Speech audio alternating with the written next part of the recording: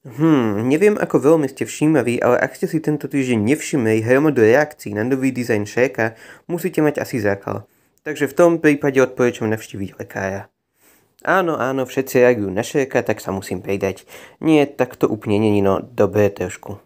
Ale skôr ide o to, že na šékovi som v podstate vyrastal, takže sa ma to tak nejak týka. Jeho nový dizajn je proste, nepovedal by som strašný, ale je proste iný a presne to je ten problém. To je v podstate ten problém, čo proste s ním majú všetci, vrátane mňa, len si možno neuvedomujú.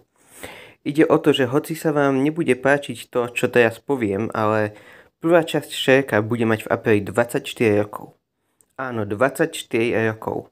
Áno, ste proste starí, zmierte sa s tým.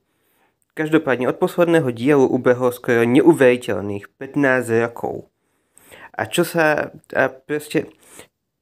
nám to páči alebo nie, animácia sa za tých 15 rokov proste posunula. A to je viac než logické, že DreamWorks alebo teraz Universal bude chcieť pokračovať v modernejšom štýle ako pri Bad Guys, Kocúrovi v čižmách 2 alebo najnovšom Wild Robot. Ale napriek tomuto všetkému aj tak nechápem, prečo nespravili to isté ako pri Kocúrovi.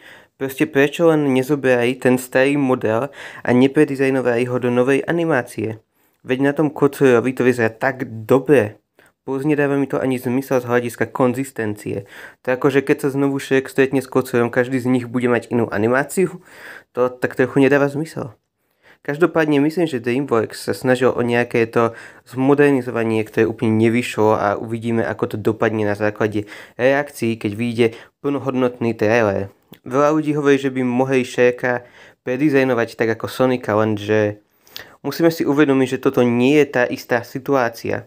Sonic bol jedna postava v hranom filme. A v Shrekovi nejde len o jednu postavu, ide v podstate o všetky. A keby to chceli prerobiť, museli by prerobiť v podstate celý film a úprimne nemyslím si, že to sa stane. Predstavte si už len koľko peňazí by ich to stálo. Takže aby som to nejak ukončil, nemyslím si, že Shrek 5 bude odpad. Teda nie kvôli dizajnu. Ak bude mať nejaký problém, bude to skôr problém obhájiť svoju existenciu, pretože príbeh Shreka bol už tak nejak uzavretý s posledným filmom, ktorý sa doslova volal Zvonec a koniec. A mne sa síce celkom páčil, ale divák mi nebol prijatý až tak pozitívne.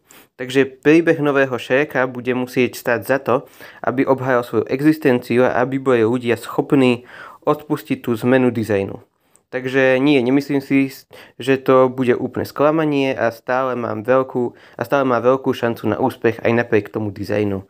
Takže to by bolo tak nejak všetko z môjho pohľadu na nový dizajn Shreka, hej.